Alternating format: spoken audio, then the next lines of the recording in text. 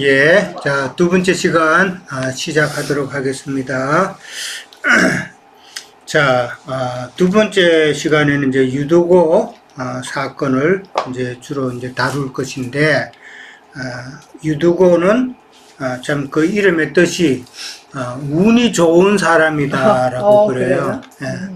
뭐 3층에서 떨어져 죽었다가 살아났으니 뭐 운이 좋은 사람이긴 하죠. 예, 운이 좋은 사람이다라고 그러는데, 자, 오늘 이제 유도고 사건에 대해서 한번 좀 깊이 생각하고 이제 나누기를 바라는데, 자, 누가 3번 문제 먼저 답해 주실 분? 자, 답해 주세요.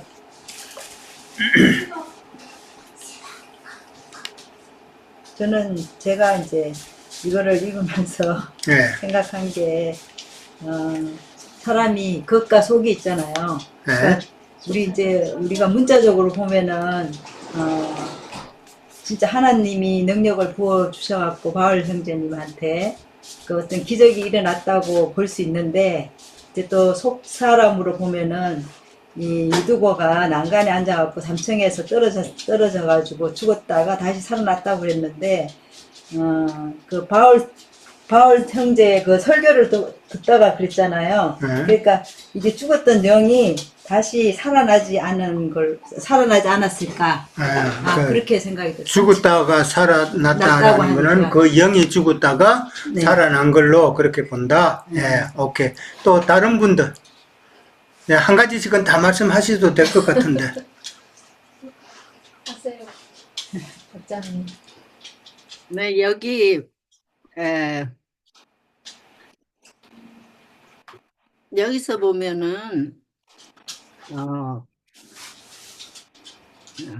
밤중에 그러니까 9절에 보면은 윗다락에 등불이 많이 켰다고 그랬잖아요. 예, 근데 여기서 보면 앞절에 우리가 7 사도들과 또 바울하고 누가도 같이 동행했던 것 같아요. 그 예, 우리라고 했으니까. 그렇죠. 그러면은 이들이 모인 곳이 다락 삼층천인데 예, 우리가 삼층천을 보면은 하늘이 열려서 하나님께서 그리스도가 우리에게 계시를 주는 우리 심령이 열려 있는 상태지 않아서 많은 등불이 켜 있었다는 거는 이렇게 7 사도들과 장성된 자들의 영혼을 말하는 걸로 우리가 보잖아요. 근데 이제 유두고라는 사람도 믿음이 있기 때문에 같이 삼층청에 올라간 거잖아요. 근데 바울 형제님이 계속 강요하는 말씀을 듣고 이 사람은 청년이라고 했는데 이 청년은 장선대제가 아니고 육적인 어떤 나이가 어린 청년으로 제가 보거든요. 왜냐면 장성대 때문에 나락에서 떨어질 수가 없으니까요. 근데 바울 형제님이 하는 말을 알아듣지를 못하고 아직도 생명이 어리니까 3층에서 떨어졌다는 거는 지 신앙에서 그래도 나는 많이 안다 해서 참여를 했지만 말씀을 이해를 못하고 떨어졌다는 거는 양심의 그 영이 죽은 상태잖아요. 근데 이제 바울 형제님이 살리셨는데 우리가 잠언서 20장 27절에도 보더라도 사람의 심령은 하나님의 등불이라고 했거든요. 그 불킨 것도 이제 사람의 그 빛의 마음을 말씀하시는 건데, 그래서 저는 말씀 한 장을 찾아봤는데 제가 읽을까요? 그게 에베소서 5장인데요. 에베소서 5장. 에베소서 5장. 말 안 해갖고 말이 많이 떨리는데. 8절에서 14절까지만. 예. 네. 에베소서 빛의 자녀. 네, 8절에서 너희가 전에는 어둠이더니 이제는 주 안에서 빛이라. 빛이 자녀들처럼 행하라. 빛이 열면은 모든 착함과 의로움과 진실함에 있느니라. 주를 기쁘시게 할 것이 무엇인가 시험하여 보라. 너희는 열매 없는 어둠의 일에 참여하지 말고 도리어 책망하라. 그들이 은밀히 행하는 것들을 말하기도 부끄러운 것들이라. 그러나 책망을 받는 모든 것은 빛으로 말미암아 드러나나니 드러나는 것마다 빛이니라. 그러므로 이르시기를 잠자는 자여 깨어서 죽은 자들 가운데서 일어나라. 그리스도께서 너에게 비추시느니라 하셨느니라. 그러니까 죽이고는 자기가 믿음이 많고 분명히 주님 안에 있다고 생각을 했지만은 이 사람은 죽은 자였죠. 죽은 자는 몸이 죽은 게 아니고 심령이 죽어 있는데 그래서 여기서 보면 죽은 자들 가운데서 일어나라. 그리스도께 너에게 비추시니라. 그러니까 이 세상에도 잠자는 자들이 있고 죽은 자들이 있잖아요. 그러니까 완전히 죽은 자들은 하나님께 은혜를 받지 못한 양심이 죽은 자들이고 두기권에도 양심이 살아있기 때문에 이제 바울 형제님이 안고 다시 새로운 어떤 말씀 호흡을 불어넣겠지요. 이제 말씀으로 사람을 살리는 거니까. 예. 그래서 어떤 때는 우리가 나인견이 말씀에 들을 때도 우리는 이 말씀 저 말씀 저 말씀 해가지고 많이 연결시켜줘서 한 부분은 연결이 안 될 때가 많잖아요. 너무 어려운 말씀이기 때문에. 그래서 두기고 이분도 아마 신앙이 어린데도 자부하고 있다가 나중에는 어려운 말씀, 높은 말씀을 하니까 소화를 못해서 3층에서 떨어진 걸로. 근데 이제 바울 형님 다시 살리셨다는 그 말씀으로 저는 이해를 했습니다. 자, 또 뭐 저도 자매님 말씀이랑 거의 좀 비슷하긴 한데요. 그러니까 일단은 청년이라 그랬으니까 어린아이도 아니고 장성한 자도 아니고 중간, 우리로 봐서는 뭐 사춘기 정도 이렇게 겪는 그런 자였기 있다고 그렇게 이제 영적으로 보면은 아직까지 어린아이도 아니고 뭔가 확실히 아는 것도 아니고 그 상징적으로 하지 않았을까 싶고, 이제 뭐 다른 것보다도 그 이제 밝은 말씀 가운데 밤새도록 말씀을 전하는 가운데도 왜 자기는 창문 털에 앉아 있었을까, 이제 그걸 좀 생각해 보니까 창문 털이라는 게 그렇잖아요. 안에 들어간 것도 아니고 바깥도 아니고 그러니까 안에 완전히 심령이 들어가지도 않고 바깥도 아닌 약간 이중적인 그런 어떤 혼잡한 그런 말씀 가운데 있으면서 너무 이렇게 사람들이 많이 모여서 된다 하니까 호기심을 잊고, 그러다가 밤새 하니까 이제 졸려서 결국은 떨어졌다는 것 자체가 아까 자매님 말씀하신 것처럼 확신이 아닌 그런 상황에서 졸고 있었다는 거죠. 그러니까 믿음이 온전해지지 않은 그런 상황에서 떨어졌어. 그렇지만 그의 영은 아직까지 구원을 받은 상태니까 이렇게 죽지 않았다 그랬잖아요. 이게 바울이 봤을 때 사람들은 죽은다고 생각했는데 바울의 영을 봤을 때는 죽지 않았다, 자고 있다, 이제 이래가지고 그 영을 살려준 그 생명을 불어넣어서 살린 그런 상황이, 우리도 많이 그런 부분이 있잖아요. 확실히 차 있지 않았을 때는 언제나 넘어지기 쉽잖아요. 예. 그런 거를 이제 경고로 얘기하는 말씀으로 좀 저도 해봤어요. 예. 창틀이니까. 그러다. 창틀에 앉았나? 예. 누군가도 뭐 구약에도 그런 거에 문제방도 우리 밟지 마라 했잖아요. 이런 것도 있는 것처럼 완전히 그냥 들어가든지 아니면 세상 사람도 아니고 이런 거를 상징적으로 얘기하지 않았을까 하는 그런 말이. 유도가 졸았다고 그랬는데 이 졸음에 대해서 누가 한번 또 말씀해 보실래요? 그럼 준호 형님 아직 안 말씀 안 하셨는데. 예. 그래서 졸음하면 가장 먼저 떠오르는 비슷한 내용은 아무래도 예수님께서 잡히시던 날 밤에 기도하실 때 제자들에게 같이 기도를 하자고 했는데 제자들은 그때 시간이 너무 또 막 눈꺼풀이 무거워가지고 계속 잤다는 그런 얘기가 떠오르죠. 즉, 네. 그 당시에 이제 굉장히 중요한 말씀을 지금 사도 바울이 전하셨다고 생각해요. 이렇게 밤 늦게까지 말씀을 전하신 건 정말 이제 떠나시는 거잖아요. 사도 바울도 이후에 일을 이제 역적으로 아시기 때문에, 그래서 정말 예수님께서 잡히시던 날 밤에 제자들에게 정말 많은 말씀을 해주시고 위로의 말씀, 경고의 말씀 이런 것도 쭉 해주셨던 것처럼 사도 바울께서도 정말 그런 비슷한 심정으로 이렇게 말씀을 많이 전해주셨던 게 아닐까 싶어요. 근데 그때 제자들은 사실은 이해를 못했죠. 예수님의 그런 영적인 상태, 앞으로 어떤 일이 있을 것이기 때문에 그랬는지 몰랐던 것처럼. 그래서 영적으로 되게 우둔하여져서 이게 졸음이 왔다라는 표현으로 이제 했던 것처럼 이 영맨이라고 써 있어. 그러니까 진짜 이제 그 청년이네요. 보니까 뒤에서 이제 어린아이라고 다시 말한 거 보면 그렇게 좀 이렇게 되게 영한 사람인데 영적으로 사도 바울의 그러한 영적인 상태, 왜 그렇게 말씀을 많이 전하시고 어떤 말씀을 지금 이렇게 간절하게 전하시는지에 대한 그런 영적인 화합이 없었기 때문에 그래서 영적으로 이제 어두웠다는 그런 표현으로 여겨지기도 합니다. 또 한편으로는 제자들이 예수님이 그렇게 간절히 함께 기도로서 동역하기를 원하셨지만 하지 못했던 것처럼 그 당시에 어린 청년을 유숙으로 상징되는 이 사람들은 어떻게 보면 사도 바울의 그러한 앞으로 있을 일에 영적으로 동역하지 못하고 동참하지 못했던 그런 상황을 또 표현하는 것이라고 볼 수도 있겠고요. 예, 이만하겠습니다. 네, 맞습니다. 졸음이라는 거는 한마디로 말하면 어둠의 세력이죠. 어둠의 세력, 밤이잖아요. 밤에 어둠이 되면은 이제 사람들이 졸음이 오고 이제 잠을 자게 되는데, 이 졸음이라는 거는 이제 어둠의 세력이다. 그렇게 보면은 예수님께서 겟세마네 동산에서 기도하실 때에 제자들이 그 어둠의 세력을 이기지 못하고 이제 졸았다라고 그러는데, 그러니까 어둠의 세력들이 그 제자들로 통해서 깨어나지 못하게 하는 그런 세력에 제자들은 억눌렸다, 이기지 못했다, 이제 그렇게 보면 되는 것이고, 자, 그 다음에 이제 또 아주 중요한 것이 아직 안 나왔어요.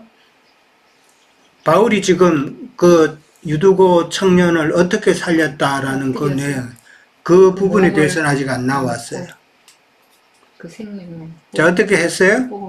그 위에 엎드려 몸을 안았다라고 그죠. 엎드린다는 말이 지금 어떤 의미인가?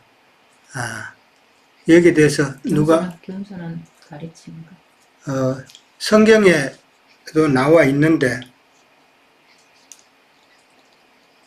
같이 엎드려서 죽었던 자를 살렸잖아요. 그렇죠? 여자를 누구예요? 그 달리다 보면 예수님께서도 이제 많은 그 여인을 살리셨죠. 이제 아이들을 살리셨죠. 어떤 여자아이를 살리시고 한 것이 있는데, 우리가 잘 아는 그 열왕기 하에 보면은 엘리사가 수넴 여인의 아들을 갖다가 살리는 그런 내용도 나와요. 그건 조금 이따가 보도록 하고, 자, 그럼 하나씩 다시 정리해 보겠습니다. 자, 유두가가 잘못한 게 있었죠. 우리는 뭐 크게 잘못했다기 말하기 좀 그런데, 유두고로서는 첫째로는 창틀에 앉았다.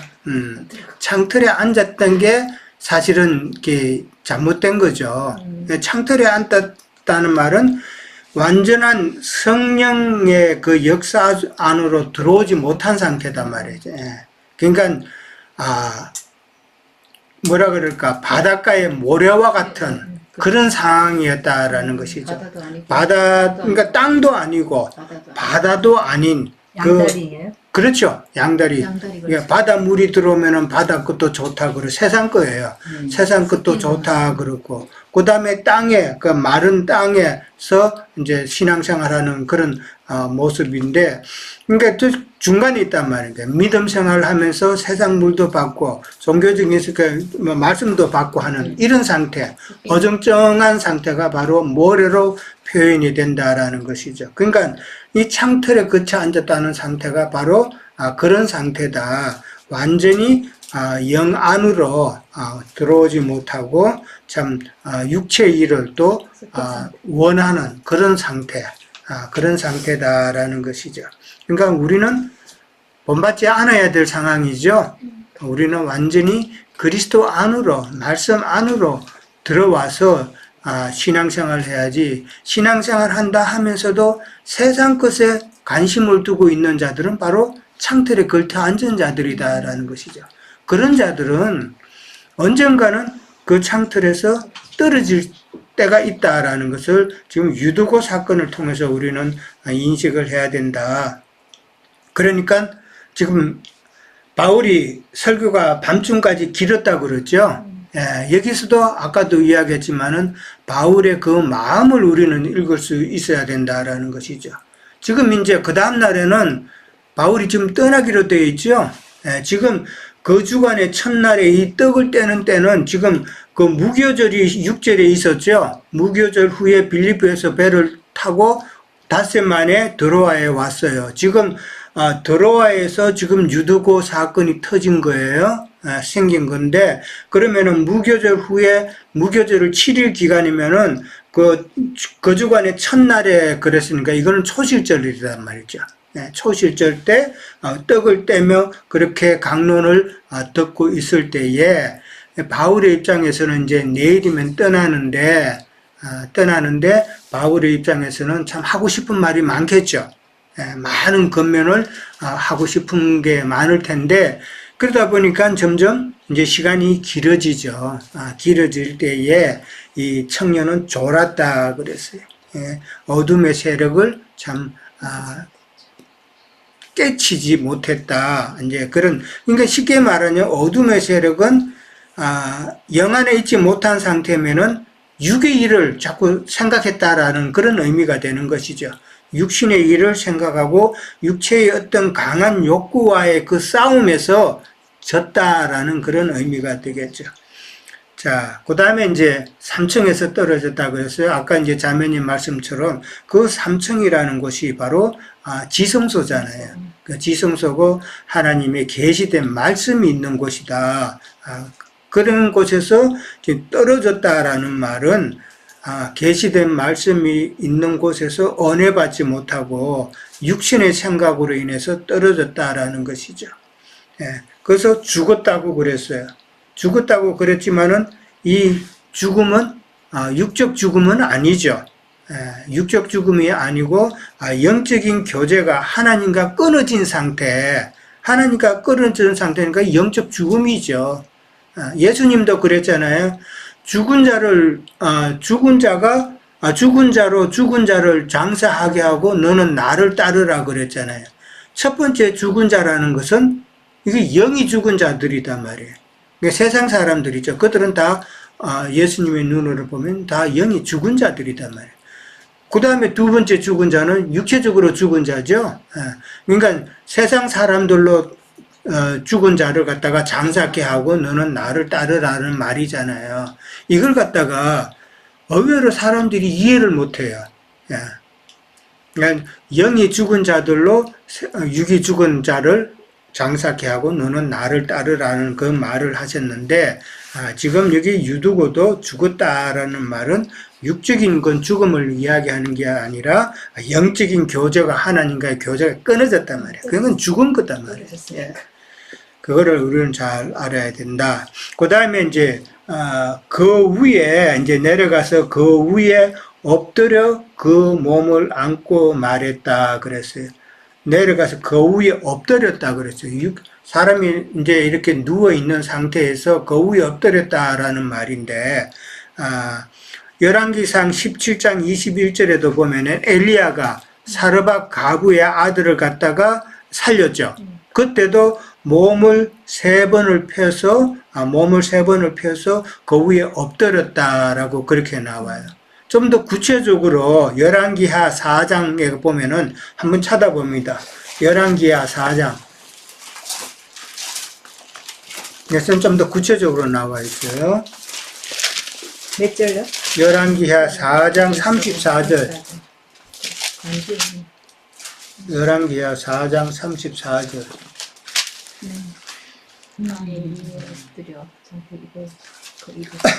자, 34절 봅니다. 다 같이 읽을게요. 아이 위에 올라 엎드려 자기 입을 그의 입에, 자기 눈을 그의 눈에, 자기 손을 그의 손에 대고 그의 몸에 엎드리니 아이의 살이 차차 따뜻하더라. 엘리사가 내려서 집 안으로 한번 이리저리 다니고 다시 아이 위에 올라 엎드리니 아이가 7번 재치기 하고 눈을 뜨는지라. 자, 여기 보면은 엘리사가 수넴 여인의 아들이 이제 죽었어요. 근데 구체적으로 엎드렸다는 표현이 어떻게 나왔어요? 입에 입을 대고, 그 다음에 눈에 눈을 대고, 그 다음에 손에 손을 댔다 그랬어요. 그러고 난 다음에 그 아이가 7번 재치기 했다라고 그렇게 했어요. 7번 재치기 하고 난 다음에 살았다고 그랬죠.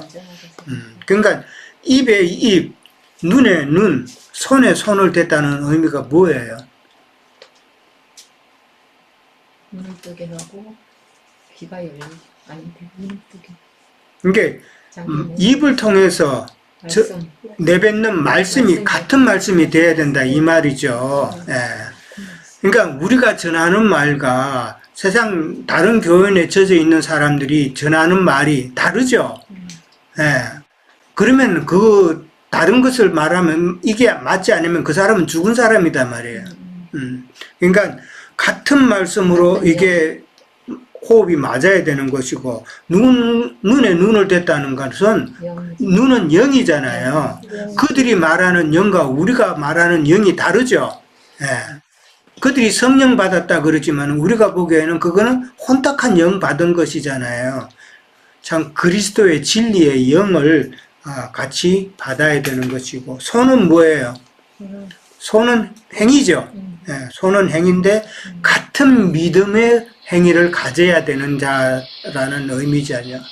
그러니까 눈과, 그러니까 입과 눈과 손이 이게 맞아야, 그러니까 진리의 말씀이 내게 맞아야 이게 그 사람은 산다라는 이야기잖아요. 재치기 했다는 말은 무슨 말이에요? 이 기도가 막힌 거잖아요. 예, 이 기도가 막히면 사람이 죽죠. 예, 갑자기 뭐를 맛있다, 배고프다고 고기 덩어리 갑자기 입에 넣으면 그거 막히죠. 그 사람 그거 죽잖아요. 잘못하면 그냥 놔두면요. 그러면 뒤에 가가지고 몸을 해가지고 이거 흔들어줘야죠. 재치기 나올 수 있도록. 예, 그런 상태다 말이죠. 그러니까 기도가 막힌 것을 상징한다는 말은 기도 막혔다는 것은 하나님의 생명이 막혔다는 말이잖아요. 하나님의 생명이 막혔기 때문에 그 사람은 죽는 것이다 라는 것인데, 그러니까 이 말은 하나님의 그 생명이 막혔다는 말은 육적인 것을 사모하는 자들이라는 것이죠. 그러면 하나님의 생명이 그 안에 있지 못하는 것이고 막힌 것이지. 그러니까 영의 생각으로 참 하나님을 우리가 호흡을 해서 이게 호흡이 순조로워야 하나님과의 교통이 되는데, 영의 생각으로 하나님을 호흡하지 못하고 자꾸 세상 것을 갖다가 호흡하려고 하면은 그 사람의 사람은 죽은 것이 된다라는 그런 이야기죠. 그러니까 지금 바울이 처방한 그 청년의 위에 엎드렸다라는 말은 바울이 갖고 있는 그 하나님의 생기를 그 청년에게 전달했다라는 이야기다 말이에요. 예. 그렇기 때문에 그 청년이 이제는 살았다라는 것이죠. 그러니까 뭐라 그래요? 청년이 떠들지 마라. 생명이 그에게 있다라고 그랬단 말이에요. 생명이 있게 되는 방법은 바울의 그 말씀의 그 생기, 그것이 이 청년에게 전해졌다라는 그런 의미로 이해를 해야 된다는 것이죠. 창세기에 보면은 하나님께서 아담의 코에 뭐를 불어넣어요? 생기를 부어넣었죠. 그 다음에 에스겔서에 보면은 뭐가 있어요? 우리가 잘 아는 마른 뼈들이 많았죠. 뼈들이 많았을 때에 에스겔에게 하나님께서 명령해서 하나님의 생기를 에스겔을 통해서 그 뼈들에게 불어넣어 줬죠. 그랬을 때 그 뼈들이 살아서 하나님의 군대가 되었다 그랬죠. 이것이 다 하나의 예표다 말이에요. 예표의 실현은 뭐예요? 예수님께서 죽고 장사되고 부활하신 이후에 제자들에게 오셔서 제자들에게 생기를 불어넣어 주셨죠. 그것에 대한 모든 예표다 말이에요. 구약의 그 창세기 나왔던 거, 에스겔이 나왔던 거, 이런 것은 예수님께서 그 영으로 오셔서 제자들에게, 오늘날 우리들에게 부어주시는 그 생기를 예표하는 사건이다라는 것이죠. 그러니까 예수님의 그 생기, 그 생명의 말씀, 진리의 말씀, 깨닫는 말씀, 이 말씀을 우리가 받아 먹어야 우리 영이 산다는 것이죠. 네. 그러니까 이거를 갖다가 우리는 지금 전하는 건데, 이걸 갖다가 아니라고 하면은 그 사람들은 그 영이 2000년과 같이 다 죽은 자들이단 말이에요. 오늘 그것을 우리는 잘 이해를 해야 된다. 이 성경에서 말하고자 하는 것이 바울이 그냥 이 사람 삼층에서 떨어져 가지고 인간적인 생각으로 죽었는데, 육적으로 죽었는데 참 바울이 능력이 있어서 기적을 해서 이렇게 살렸다. 그렇게 보면은 성경을 아주 잘못 보는 거다 말이에요. 네. 성경을 통해서 하나님께서 말씀하시고자 하는 것은, 육적인 죽음은 하나님은 누구나 다 때가 되면은 다 죽는단 말이에요. 그걸 살리려고 하나님은 노력하지 않는다. 누구나 다 한 번씩은 죽는데, 그 살려놓으면 또 결국은 죽는데 하나님 왜 헛일을 해요? 헛일하는 거잖아요. 그거는. 그러나 하나님께서 살리고자 하는 건 그건 그 영이단 말이에요. 그 영이 살리면 그 영은, 살아난 영은 안 죽잖아요. 영원하잖아요. 영원하신 하나님. 그 하나님께서는 영원하신 생명, 살리는 것을 추구한다라는 것이죠. 그러니까 그런 하나님의 뜻을 잘 알아야 되는데, 그걸 알지 못하면 엉뚱한 생각으로, 그러니까 자꾸 자기네들의 생각, 신학, 지난번에도 자꾸 사무엘하 이야기를 하게 되는데, 그 블레셋 사람 중에는 그 특이한 사람이 하나 있었다 그랬어요. 손가락도 6개, 양손에 6개씩, 발가락도 6개씩 있었다 그랬어요. 이게 뭐예요? 하나님의 창조 질서는 5개단 말이에요. 5개. 5개인데 그 사람의 손가락이 6개고 발가락이 6개라는 것은 억지로 하나님의 말씀에다가 사람의 생각, 각종 신학과 교리를 갖다 덧붙였다는 이야기죠. 그러면은 사람의 생각으로 보면 이건 병신이잖아요, 병신. 네. 하나님의 보기에도 이거 온전한 자가 아니다라는 말이다 말이에요.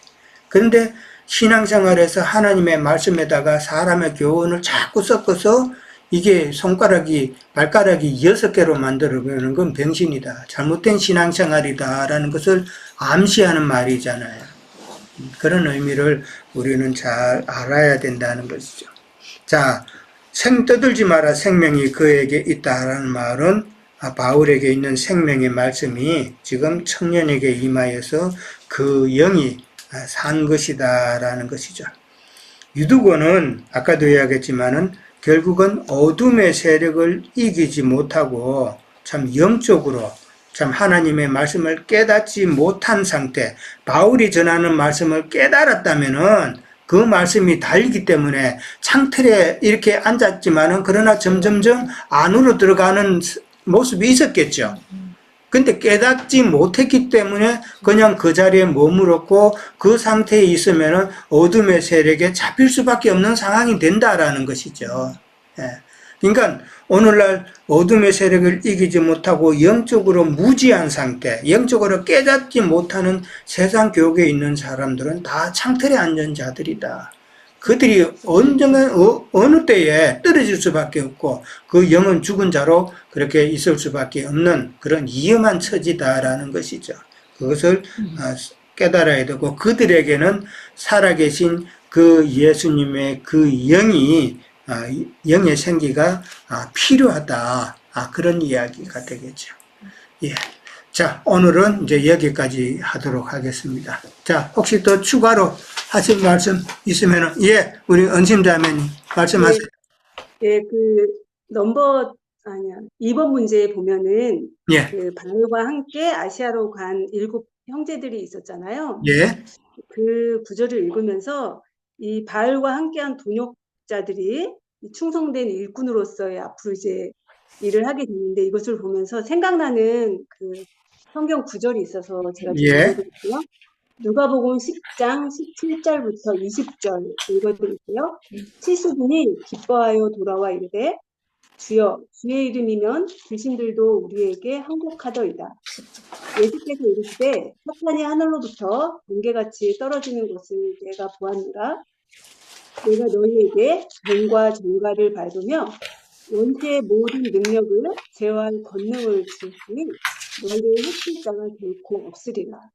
그러나 귀신들이 너희에게 항복하는 것으로 기뻐하지 말고 너희 이름이 하늘에 기록된 것으로 기뻐하라 하시느라. 이 말씀을 네. 보면서 그러니까 저도 이런 삶을 우리 믿는 자들이 이런 삶을 충성된 일꾼으로서 주님께 권능을 받아서 이 세상에서도 당연히 전도를 해야 되겠지만 하늘의 생명책에 내 이름이 돋보에 기록되는 것이 얼마나 큰 영광이고 그걸 위해서 우리의 삶을 살아야 되겠다라는 그런 소망? 예, 그런 그렇죠. 생각이 그런 소망을 다 가져야죠. 예. 네. 아멘. 근데 성경에 보면은 이 바울의 사역에 있어서 참 이렇게 동력하고 끝까지 이 복음의 계보를 이어가지 못하고 이탈하는 자가 있죠. 그게 보면은 데마도 있었다 그랬죠.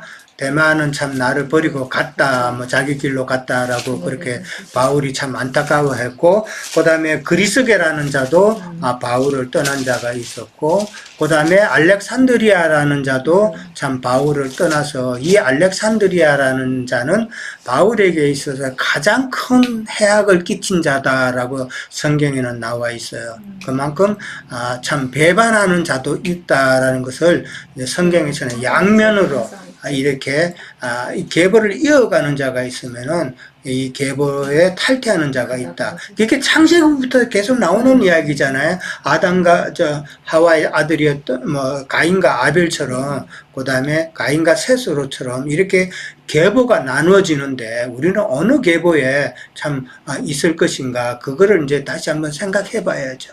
자매님 말씀하시는 것처럼 우리의 이름도 그 생명책에 참 동력자로서 참 끝까지 잘 믿음의 계보를 이은 자다라는 거. 근데 하나님께서는 그걸 쉽게 가게 하시지 않는다는 거. 꼭 한 번씩은 중간중간에 흔들어 보신다. 이거를 우리는 잘 이해를 해야 돼요. 근데 그게 사실은 참 어렵죠. 정말 어려워요. 우리 심령에 한 번씩 하나님이 흔들고 회의도 주고 그냥 어려운 일도 생기게 하고 내 생각과는 반대되는 그런 일들이 생기고 나면은 정말 다 때려치우고 싶은 그런 마음이 많이 생기죠. 근데 이 진리의 말씀만은 다른 내 주변의 환경이 어떻든 간에 내 마음이 어떻든 간에 이 믿음의 계보를 이어간다는 게 얼마나 소중한가를 오늘 성경을 통해서 우리는 또 한번 배워야 된다라는 것이죠. 예. 우리 자매님들, 형제님들, 우리 지체들은 정말 소수지만은 이 믿음의 계보, 이 성경 말씀을 정말 영으로 잘 깨달아서 정말 끝까지 잘 가기를 소원합니다. 예. 서로가 서로를 위해 기도하시고, 그렇게 해 주시기 바랍니다. 예. 그 다음에 이제, 제가 한 가지 이제 미리